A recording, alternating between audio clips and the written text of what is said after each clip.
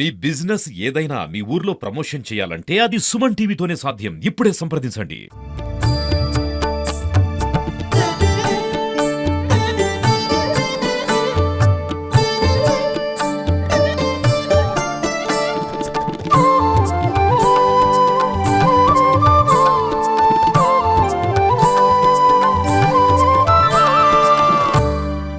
కలియుగ ప్రత్యక్ష దైవం వెంకటేశ్వర స్వామి పట్టపురాణి శ్రీ పద్మావతి అమ్మవారి కార్తీక బ్రహ్మోత్సవాలు అంగరంగ వైభవంగా జరుగుతున్నాయి. అయితే బ్రహ్మోత్సవాలకు తుది ఘట్టానికి చేరుకునింది అమ్మవారి చక్రస్థానం, అంటే పంచమి తీర్థం అంటారు.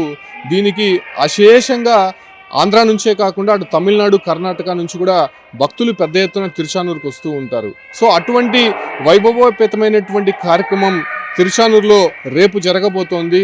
పద్మావతి అమ్మవారు ఏదైతే పుష్కరిణి ఉందో, అంటే పద్మ సరోవరం అంటారు, బంగారు పుష్పంలో అమ్మవారు ఈ యొక్క పద్మ సరోవరంలోనే ఉద్భవించారని చెప్పి చరిత్ర చెబుతోంది. సో అటువంటి పుష్కరిణిలో రేపు అత్యంత వైభవంగా చక్రస్థానం జరగబోతోంది. ప్రస్తుతం మనము తిరుచానూరు పద్మావతి అమ్మవారి ఆలయానికి సమీపంలో ఉన్నటువంటి పుష్కరిణి వద్ద ఉన్నాము.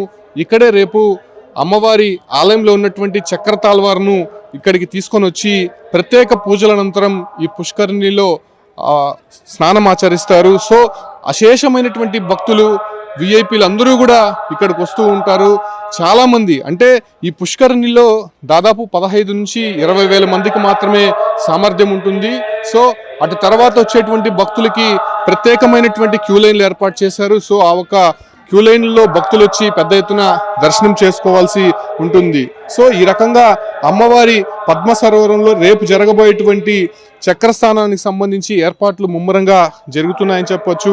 ముఖ్యంగా కార్తీక మాస శుక్ల పక్షమి నాడు ఈ పద్మ సరోవరంలో బంగారు కమలంపై అమ్మవారు ఉద్భవించారని చెప్పి పంచమి తీర్థం రోజు ఆమెకు ఇక్కడ ప్రత్యేకంగా పూజలు నిర్వహిస్తూ ఉంటారు. సో పద్మావతి దేవికి అన్నయ్యైనటువంటి తొండమాన్ చక్రవర్తి కాలంలో ఇక్కడ పద్మావతి అమ్మవారి ఆలయం నిర్మాణం జరిగిందని చెప్పి కూడా చరిత్ర చెబుతోంది. అప్పటి నుంచి కూడా ఇక్కడ నిరంతరం పూజలు అందుకున్నటువంటి వెంకటేశ్వర స్వామి సమేత శ్రీ పద్మావతి అమ్మవారి ఆలయానికి ఎంతో మహిమ ఉంటుంది. ముఖ్యంగా తిరుమలకి రావాలంటే ఈ యొక్క సెంటిమెంట్గా పద్మావతి అమ్మవారి ఆలయానికి వచ్చి పూజలు చేసిన తర్వాత, ప్రత్యేక దర్శనం తర్వాత తిరుమలకు వెళ్తారని చెప్పి కూడా చరిత్ర చెప్తూ ఉంటుంది. అనేక మంది కూడా ఆ సాంప్రదాయాన్ని కంటిన్యూ చేస్తూ ఉంటారు. సో అటువంటి కార్తీక బ్రహ్మోత్సవాల్లో భాగంగా అమ్మవారు ఈ ఒక్క పద్మ సరోవరం, అంటే చక్ర తీర్థంలో స్నానం ఆచరించడానికి భక్తులు అనేక మంది కూడా వస్తూ ఉంటారు. తమిళనాడు వాళ్ళకి ఒక సెంటిమెంట్గా భావిస్తూ ఉంటారు. సో అటువంటి పద్మ సరోవరంలో అమ్మవారు ఉద్భవించారనే దానికి అనేక సాక్ష్యాలు ఉన్నటువంటి సిచ్యువేషన్స్ అయితే మనం ఇక్కడ చూస్తూ ఉంటాం. ఇదే ప్రాంతంలోనే రేపు సరిగ్గా పంచమి గడియల్లో చక్రతీర్థం జరగబోతోంది. మొదటగా మనం పైన ఏదైతే చూసామో అక్కడ చక్రతాల్వారికి ప్రత్యేకమైనటువంటి అభిషేకాలు, పూజలు చేసిన తర్వాత అర్చకులు అందరూ కూడా ఈ ఒక్క చక్రతాల్వారిని ఈ ప్రాంతానికి తీసుకొని వస్తారు.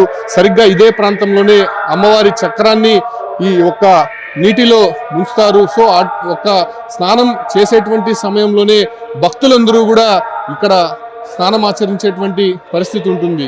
సో అమ్మవారి చక్రతాల్వార్ ఎప్పుడైతే ఈ నీటిని తాకుతుందో అప్పుడే ఇక్కడ ఉండేటువంటి నీటికి ఒక శక్తి వస్తుంది.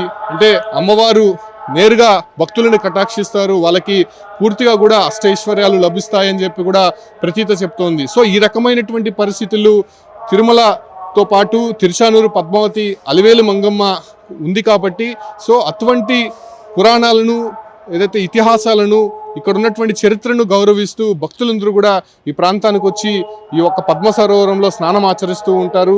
రేపు దాదాపు 150,000 మంది పైగా ఈ ఒక్క తిరుచానూరుకి రాబోతున్నారు. ముఖ్యంగా సౌకర్యాలకి సంబంధించి అటు పోలీస్ శాఖ కూడా అత్యంత పటిష్టమైనటువంటి భద్రత ఏర్పాటు చేసింది. 2,000 మంది పోలీసులతో భక్తులకి ఎటువంటి ఇబ్బంది కలగకుండా అమ్మవారి పుష్కరిణిలో స్నానం ఆచరించడానికి ఏర్పాట్లు చేస్తోంది.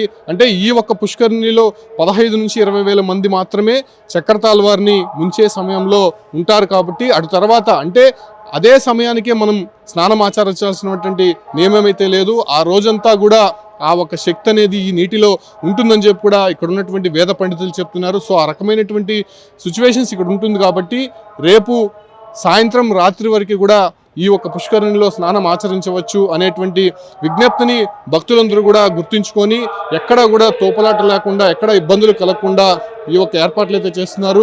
పుష్కరిణికి బయట ప్రత్యేకమైనటువంటి క్యూ లైన్లు ఏర్పాటు చేశారు. సో అటువైపుగా వచ్చి నేరుగా ఈ పుష్కరిణిలోకి వచ్చి స్నానం ఆచరించి భక్తులు సులభంగా బయటికి వెళ్లే విధంగా ఇక్కడంతా ఏర్పాట్లు జరుగుతున్నాయి. రేపు సరిగ్గా పంచమి గడియల్లో అమ్మవారి చక్రస్నానం అత్యంత వైభవోపేతంగా జరగబోతోంది. అందరూ కూడా వచ్చి పద్మావతి అమ్మవారి ఆలయానికి అదే రకంగానే ఈ పుష్కరిణికి వచ్చి పునీతులు కావాలని చెప్పి కూడా సుమన్ టీవీ కోరుతోంది. ఇప్పటికే ఏర్పాట్లన్నీ కూడా చకచకా సాగుతున్నాయి కాబట్టి అమ్మవారి చక్రతాల్వారిని ఈ ఒక్క నీటి దగ్గర తీసుకుని వచ్చేటప్పుడు కావచ్చు, లేకపోతే భక్తులు ఇక్కడ స్నానం ఆచరించే సమయంలో అత్యంత వైభవంగా ఈ యొక్క కార్యక్రమం జరగబోతోంది కాబట్టి అందరూ కూడా ఈ చక్రస్నానంలో పాల్గొని పునీతులు అవ్వాలని చెప్పి కూడా సుమన్ టీవీ కోరుతోంది. Keep watching Suman TV.